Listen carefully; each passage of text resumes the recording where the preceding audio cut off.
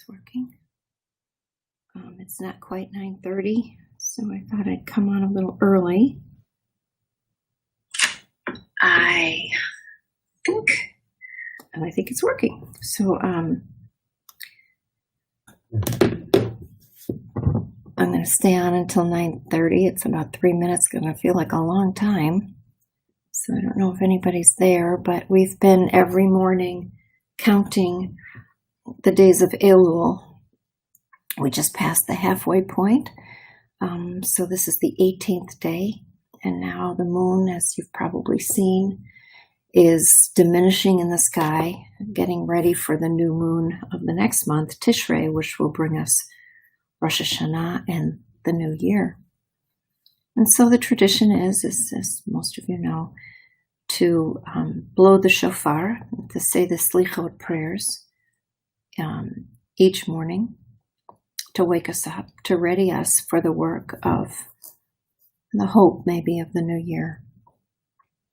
It's not enough just to say we're sorry on Yom Kippur, I guess. We have to really kind of do the work of, we call it cheshbon hanefesh, the inventory of the soul, to really look at what we've done right and also what we've done wrong. I think the hard thing is, for many people, is forgiving oneself. And I think that's where it begins. It's with self-forgiveness. We have to begin with understanding that we are imperfect and have to be willing to admit that and say, and forgive ourselves maybe, and be as kind to ourselves as we want other people to be kind to us, and also as we are kind to others. So it begins with self, and then it begins with forgiving, right? Being asked to be forgiven from others, because there is no greater forgiveness, we say, between people and Hashem.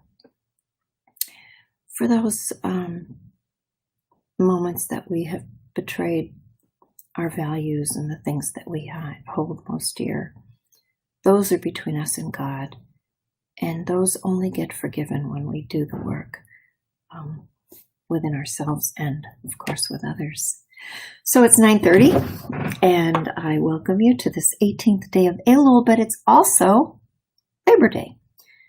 And I tried to look this up this morning because I can never remember the rabbi, but I remember learning, and I hope this is not a legend, but I believe that at one time I did find the name of the rabbi and the story. But the story, as I remember it, is that when the blue laws were being enacted, those blue laws that said that we couldn't do certain things on Sundays, and people couldn't work on Sundays, and things had to be closed on Sundays. No liquor could be sold on Sundays, especially because people were going to church. And labor was always behind the blue laws, not because of religion, but because it meant that there was going to be a day off, that labor would have, like God did, a day to rest. Now, for the Jewish community, it was complicated because for Orthodox Jews, that meant that they couldn't stay open on Sunday. They had to be closed on Shabbat, on Saturday, which was our Sabbath, because they were Orthodox and they were following Jewish law.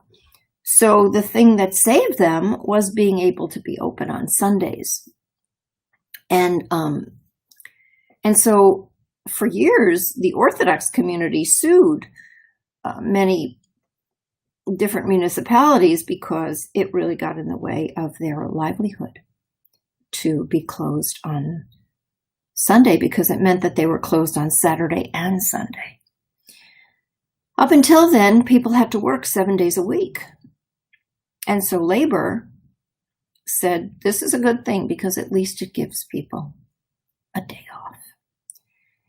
And what I remember is that there was a Reform rabbi, I believe in Chicago, at the time when the blue laws were being enacted, that said, no, we have to support this, because the higher value for Jews is giving a day off to workers.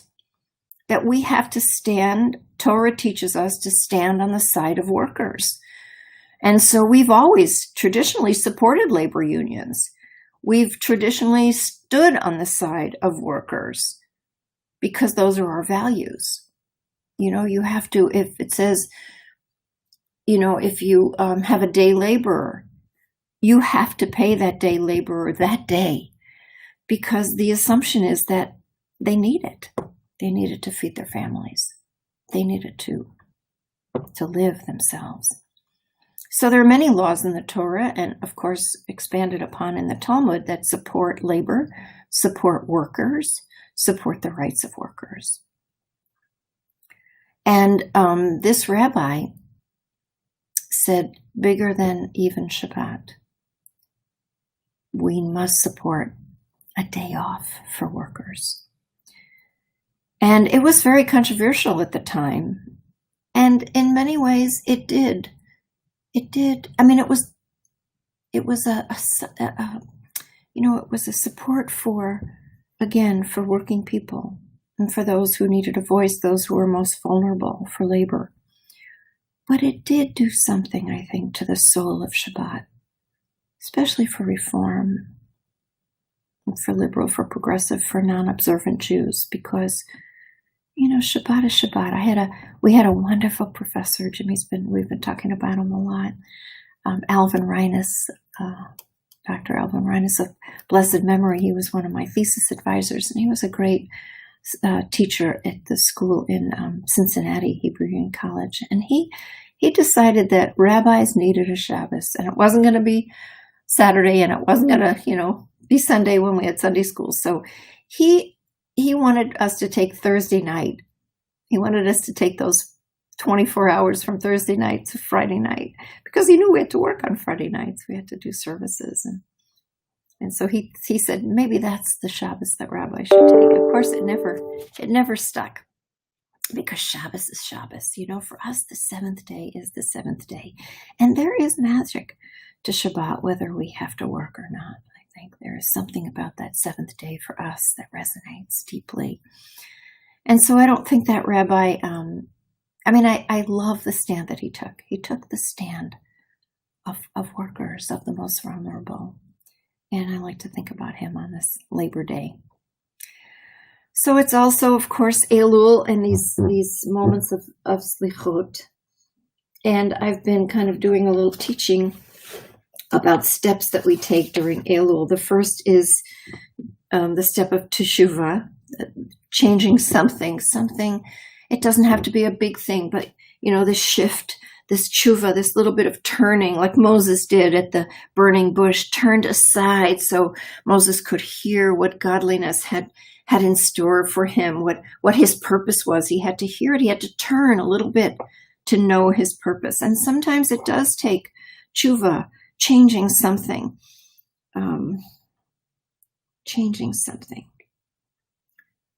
Elul in Aramaic means searching. And so we have to search. We examine the mistakes of the last year, not to beat ourselves up so that we will not repeat them. And then turning, changing something. And then the second thing is, when we change, sometimes we find that there are barriers. There are things that trap us as we want to move forward. And so we invite ourselves to identify those barriers and let go of them, so that, again, we are able to enter into this new year. And so the third thing I'll introduce today is,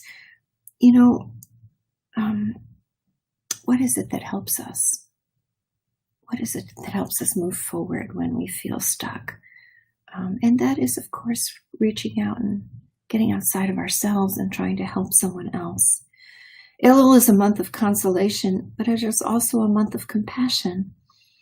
Moses pleaded for the forgiveness for the people, all the people, even the sinners. Remember that the difference between Noah and Abraham and Moses is this kind of development of the soul, one's ability to show empathy and compassion. So Noah took care of his own family, built that ark, saved his family, saved the animals. Very good. Abraham took it a step further. He argued for the people of Sodom and Gomorrah, right? But the good. He said, let me find good people. That said he came, the righteous. And God said, for the sake of the 10 righteous, I will save the city. Of course, he couldn't find them at the time. Another lesson. Better be one of the 10. But at least Abraham was willing to argue for forgiveness for the righteous, for compassion for the righteous. But Moses takes it a step further after the building of the golden calf, and God is ready to give up on the people completely. Moses says, no, you can't. You've taken us this far. You have to show compassion. And Moses pleads for forgiveness for all the people, even the sinners. And so is there someone in your life who needs consoling? Is there something that you can do? Do you need consoling? Who or what might console you? Could that person also be a mentor who nudges you to do the Teshuva that you need to do? So Elul, the third step, is pushing us to do something for someone else, even if that someone else is ourselves. Consolation. What does it take? And so there are more steps. I'll wait till Thursday to introduce more steps. But again, thinking about the laborers on this Labor Day, especially thinking about those millions and millions who are out of work. What can we do to push our nation to care for the laborers? Certainly the idea of paying a living wage, 15 in a union, is something we have been pushing for. But now that so many are out of work, we really do have to think about what our responsibility is. What is our responsibility to caring for our neighbor, to not stand idly by and make sure that people don't suffer? What can we do to share the resources that we have? What can we do to work for not so much self-interest right now, even though we do have to keep ourselves healthy? And, but what we're learning is wearing a mask and keeping ourselves healthy is part of working for the common good. And so in everything that we do, especially during this month of Elul, where godliness is right there in our face, pulling us to do the right thing, what can we do? What can we do to make sure that no one is left behind, that people have what they need to redistribute wealth in such a way that those who are working to keep our economy going, those frontline workers, those healthcare workers, those delivery people, the mail people, the post office itself, what can we do to make sure that we are doing our part so that essential workers are keeping us going? That people who pick up the trash, right? The people who are keeping our streets clean. The people who are, working every day. Grateful that they have a job, but are they making a living wage? Are we paying them a fair wage? Our teachers, who even if they're working virtually, we've often said that our teachers are so underpaid. These are the most important people who are shaping the minds and hearts and souls of our next generation. Do we really value them? Are they being paid enough? So today is the day, the 18th day of the Chai day. 18 is a sacred number for us. And what are we doing to make sure that the laborers are appreciated, are given Chai life? And what are we doing to move forward in Elul so that when the new moon of Tishrei comes, we are ready to wish each other a good year, a healthy year, and a year of peace. So here is an interesting shofar. Jim and I found it in Israel.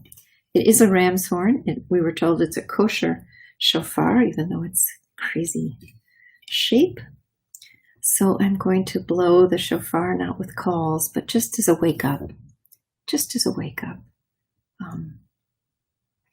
On this 18th day in the month of Elul, on this Labor Day that we celebrate the workers among us, and all of the laws that we have put in place to protect them.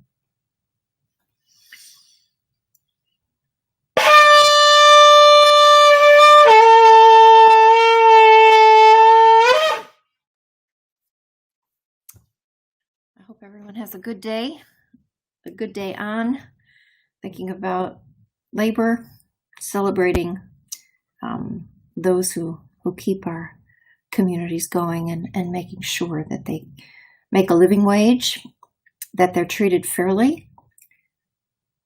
I just remembered a story. I don't know where I heard this story, but the story of Middleman. So Middleman had a soda company, and he hired people to, those. I'm imagining those. Did you have those soda bottles? We used to get them delivered when I was a little girl. They had seltzer inside, seltzer bottles, but you sprayed them and then you returned them, and then they squirted out the seltzer. And Middleman had a seltzer company, and he hired this one guy and took out all the seltzer bottles on his cart. And the guy was so grateful to have a job. But something was in the road, a stumbling block in the road, and the cart tipped over and every one of those seltzer bottles broke. And pretty soon, a crowd gathered. And the guy was just so forlorn. He didn't know how he was going to feed his family before he got the job. And now he would have to replace all of those seltzer bottles. And, he just didn't know what to do. So he was sitting there among the broken bottles. And among the crowd, someone called out, "Let's take up a collection. Let's take up a collection to help this guy so that he can replace the soda bottles and go back to work." And so people gave what little they had. Everyone collected enough. And finally, the guy had enough to be able to bring it back and replace the soda bottles and continue delivering them. And someone thought to ask, "Hey, who was that guy who had the idea to replace all those soda bottles?" And another guy said, "It was Middleman." So, I don't know. I guess we have to think about how, I guess we're all in this together, how we do have the resources to help each other and to wake up enough, even though many of us are not going out much, to see beyond ourselves so that we too can work for the common good. Have a great 18th day of Elul, a great Labor Day. And one of us will see you again tomorrow morning.